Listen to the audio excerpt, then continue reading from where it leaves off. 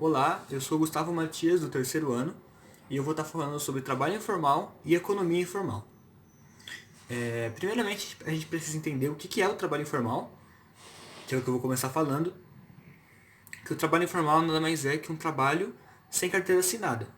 Então, as pessoas que estão em trabalhos informais, elas não têm direito à aposentadoria, a jornada de trabalho dessas pessoas não conta para aposentadoria, né? Não é que elas não têm direito. Elas não têm auxílios emergenciais por doença, elas não têm férias remuneradas, elas não têm várias coisas que todo mundo devia ter. E para a gente entender as causas do trabalho informal, a gente precisa entender a diferença entre o desemprego estrutural e o desemprego conjuntural. O desemprego estrutural é aquele que é aquela história do vendedor de mapa que perdeu o emprego quando saiu o GPS. É quando as novas tecnologias elas surgem e outras pessoas, outros trabalhadores perdem emprego porque sua função foi substituída por essa tecnologia. E o desemprego conjuntural é o que está acontecendo agora no país, que é quando há uma grande crise e muitas pessoas perdem emprego por causa disso. O desemprego conjuntural ele sempre tende a melhorar, depois que a situação econômica do país melhorar, né? E tem algumas vantagens de você estar fazendo trabalho informal, que você não tem patrão, então você consegue decidir a sua carga horária, você consegue decidir, você consegue 100% do dinheiro vai para você, né? Porém, isso é só na teoria, né? Porque na prática, os trabalhadores informais normalmente não conseguem decidir nada, porque eles precisam pagar as contas, então eles têm que trabalhar ainda mais do que uma pessoa com carteira assinada. Um dado que eu acho muito importante a gente saber é que hoje aqui no Brasil, segundo minhas pesquisas, há cerca de 36 milhões de brasileiros que vivem em condições de trabalho informal. Ou seja, há 36 milhões de pessoas aqui no Brasil que não tem sua jornada de trabalho sendo contada para a Previdência, que não tem férias remuneradas e todos esses outros fatores que já citei antes. Agora eu vou falar sobre economia informal. O que é economia informal? Economia informal é o camelô. Economia informal é quando a gente compra na feira um filme de R$ 10 pirateado, né? A gente, a gente tem uma concepção que a gente não vê o quanto que a economia informal é presente no país. No início do século XXI, a estimativa é que houvessem mais de 300 milhões de trabalhadores informais no mundo. E claro que essa estimativa tende a ser. Os números dessa estimativa tendem a ser menores do que a realidade. Porque como as pessoas na economia informal são trabalhadores informais, a gente não tem os dados, a gente não tem, eles não têm registro. Então não dá para saber o número certo. Somente 8% da economia informal é praticada nas ruas. A maior parte dessas atividades são desenvolvidas em residências, esse número é de 27%, e na casa dos clientes, que esse número é de 27% também. Economia informal é muito comum em países subdesenvolvidos e emergentes como o Brasil. Seu desenvolvimento ocorre em consequência do desemprego estrutural, da cobrança de tributos e da burocracia para atuar legalmente. Isso é muito importante, que às vezes a gente pensa que a economia informal é uma coisa ruim, porque, tipo, querendo ou não, as pessoas que estão trabalhando, vendendo esses produtos que são muitas vezes falsificados, estão fora da lei. E até tem várias ações policiais, por exemplo, de quando tem gente vendendo, sabe, camelô na rua e tem que esconder os produtos, tem que sair correndo quando tá vindo polícia, né? Isso acontece bastante. Mas a culpa, isso não é um problema. E isso é um problema, né? Mas, tipo, não é a culpa do trabalhador. Isso é a culpa disso é porque tem muita burocracia para você poder abrir um negócio. É muito difícil. e não é acessível para todo mundo da população. Então, ao invés de tentar combater a economia informal fechando esses negócios, a gente deveria dar mais facilidade para as pessoas conseguirem abrir seus negócios e trabalhar legalmente.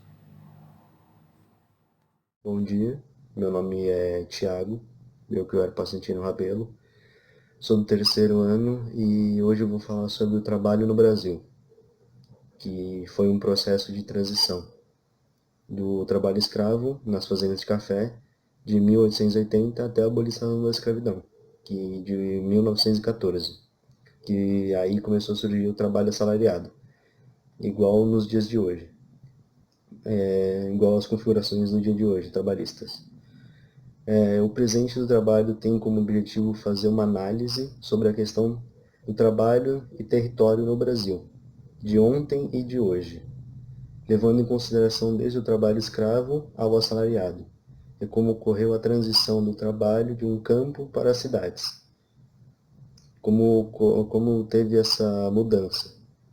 Bom, o primeiro tópico é do escravo ao assalariado nas fazendas de café, que surgiu por causa do fim da abolição da escravidão, que depois que isso acabou, muitos fazendeiros de café ficaram sem mão de obra bruta, pesada, para trabalhar nas lavouras de café, que afinal os escravos libertos não queriam voltar para os mesmos lugares onde eram maltratados, né, durante muito tempo, que ficavam aprisionados durante muito tempo, trabalho escravo, sem remunerar, não comiam, não dormiam direito. Não queriam voltar para essa tortura, para essa prisão. Então, a solução encontrada por esses donos de engenho na época era a mão de obra estrangeira, que vinha principalmente da Itália, de Portugal e da Espanha, que era uma mão de obra terceirizada, só que na época não tinha esse nome. O segundo tópico que eu vou falar é sobre a transição do trabalho do campo para as cidades, que foi essa transição que o pessoal teve um declínio na monocultura do café, que não estava mais rendendo, estavam perdendo muito dinheiro. Muitos trabalhadores assalariados, que não tinham como sobreviver no campo, e camponeses, eram os trabalhadores, que eram expulsos de suas próprias terras por dívidas que não conseguiam pagar. E eles se deslocavam para cidades, onde, de certa forma, era mais fácil de conseguir um trabalho, de se manter.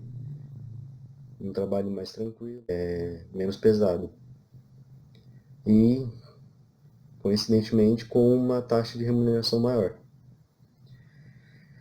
Bom, essa transição aglomerou as cidades, ou seja, muita gente saindo do campo e indo para cidades onde já tinham gente trabalhando. Então, teve esse problema, que foi a falta de emprego, porque muitas pessoas já trabalhavam na cidade e ainda veio mais pessoas que faziam trabalho no campo para a cidade querer trabalho na cidade. Então teve como se fosse uma superlotação de emprego. E que a geração de empregos bem remunerados já estava sendo escassa, fraca. Se concentravam em uma incerteza que os empregos mal remunerados eram um mal crônico. Não podia acontecer, porque gerava muita despesa. E no decorrer do tempo vieram algumas mudanças, que foram as consequências da crise. Foi a crise que ocasionou essas mudanças pelo modelo de produção fordista, em 1970. Esse modelo de produção de mercadoria em massa, hegemônico, que é uma produção muito grande. Com a crise, essa ideia foi necessário a reformulação do modelo de produção. A partir dessa nova reestruturação, surge um modelo de trabalho terceirizado. Foi o que eu tinha falado lá no começo, que na época não era chamado de terceirizado. agora começou a ser, que é o alugamento do setor, como terciário segue a linearidade de um exército de distribuição, no qual a mercadoria reforça a mobilização da oportunidade de um trabalho autônomo, que é o que aconteceu lá em cima. Faltou mão de obra das próprias pessoas que estavam aqui. O que eles faziam? Pegavam pessoas de outros lugares. Naquele caso era da Itália, da Espanha e de Portugal, para trabalhar aqui. E no Brasil isso é muito frequente, tanto nessa época quanto agora. Está sendo muito frequente também, de empresas terceirizadas para o cumprimento de atividades. Porque é de certa forma, uma mão de obra mais barata, porque você contrata uma empresa, não uma pessoa, não pessoa por pessoa. Você contrata uma empresa e essa empresa cuida dos seus funcionários. Então você é uma empresa que tem funcionários. Acho que deu para entender. E essa empresa, a sua empresa trabalha com o cumprimento das atividades e a outra empresa cuida dos funcionários, do pagamento, dessas coisas. Isso é o trabalho terceirizado, não é você cuidar do seu trabalhador, é uma empresa cuidar dela para você. E isso confirma a teoria de que no país o modelo de mercado de trabalho se dá de duas formas. Através do trabalho formal e através do trabalho informal. Obrigado. Primeiramente, bom dia, meu nome é Thiago, vou falar sobre o trabalho escravo. Bem, no dia 13 de maio de 1888, a princesa Isabel assinou a Lei Áurea, que formalizou o fim da escravidão no Brasil. A libertação dos escravos foi o desfecho de um longo processo político, econômico e social que levou a monarquia brasileira a abolir o trabalho compulsório da população negra no país.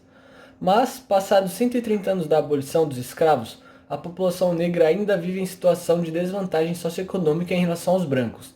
Além disso, apesar de todas as conquistas trabalhistas obtidas nos últimos 100 anos, o Brasil ainda convive com formas modernas de escravidão.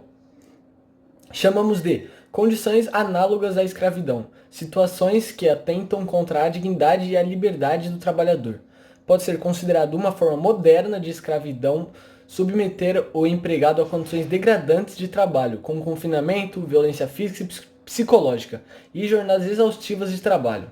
Qualquer forma de explorar a servidão por dívida também configura escravidão. Muitas vezes o empregado contrai dívidas de transporte, aluguel ou alimentação com o empregador, que passa a descontar os valores do salário e impedir que ele deixe o emprego.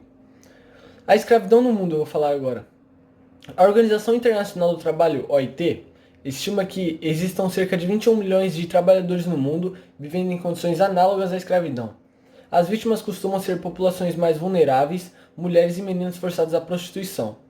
Imigrantes que se submetem a condições deploráveis com medo de serem deportados e indígenas.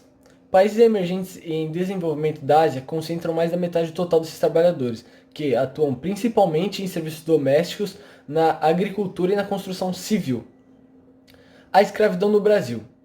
Segundo estimativas da organização não governamental internacional Walk Free, o Brasil tinha cerca de 155 mil trabalhadores nessa situação, de acordo com o Ministério do Trabalho. Nos últimos 20 anos, quase 50 mil trabalhadores em situação análoga à escravidão foram resgatados. O perfil dessas pessoas mostra que a grande maioria atuava nos setores de extração de minérios, construção civil, agricultura e pecuária. Mas em capitais como São Paulo, muitos imigrantes de países como Bolívia, Peru, Paraguai e Haiti são aliciados para trabalhar em condições de escravidão em confecções servindo a famosas grifes de moda e redes varejistas. Bom dia, meu nome é João e hoje eu vou falar sobre a situação do desemprego no Brasil. Bom, primeiramente eu vou falar sobre o que é desemprego. O desemprego é uma forma simplificada que se refere às pessoas que têm idade para trabalhar, estão disponíveis, estão procurando um emprego, mas não têm um emprego. Eu vou citar as 5 principais causas do desemprego aqui. Uma crise econômica do país, sem dúvida, ela afeta muito a questão do desemprego. Uma crise política, já que decisões duvidosas de alguns políticos podem influenciar muito a relação do desemprego. A exigência de profissionais qualificados, já que donos de empresas ou outros trabalhadores que estão à procura de colaboradores sempre procuram os mais qualificados, que no caso é a minoria, então a maioria fica atrás nessa questão do mercado. A redução de custos, por exemplo, quando alguma empresa está mal financeiramente, ela procura demitir alguns colaboradores que não são tão essenciais assim para a empresa. E a substituição de mão de obra, que é quando substitui um funcionário por outro mais competente. Bom, agora eu vou falar um pouco sobre o período que a gente está passando, que realmente influenciou muito o nosso país nessa questão do desemprego e da economia.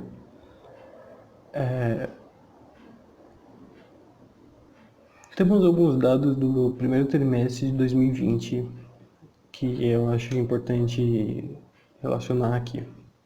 Bom, nesse primeiro trimestre de 2020 tivemos 12,9 milhões de desocupados, uma taxa de 11,9% de desemprego, 4,8 milhões de desalentados, uma taxa de 24,4% de subutilização.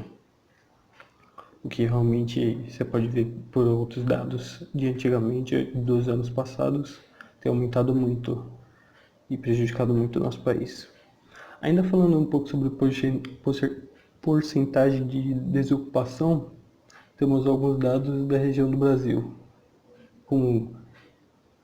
na ordem das regiões do Brasil. Então, em primeiro lugar, nessa porcentagem de desocupação, temos o Nordeste com 15,6% de desocupados. Em segundo lugar, temos o Sudeste com 12,4%. Em terceiro, o Norte com 11,9%. Com 10,6% temos o Centro-Oeste estando em quarto lugar. E 7,5% o Sul em quinto. Alguns dados foram divulgados pelo IBRE, que apontam que a taxa do desemprego subirá de 11,6% para 16,1% nesse segundo trimestre de 2020, significando que terão mais de 5 milhões de pessoas que irão perder seu posto de trabalho em apenas 3 meses, sendo o maior contingente da história. Se essa previsão realmente se confirmar, o mercado brasileiro vai ter o pior momento da série histórica, já que o recorde foi em 2017 com 13,7%, ou seja, 14 milhões de brasileiros sem emprego.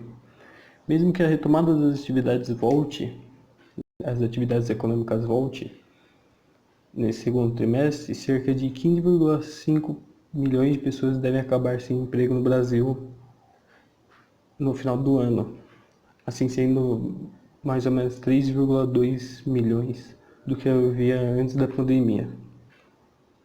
É isso.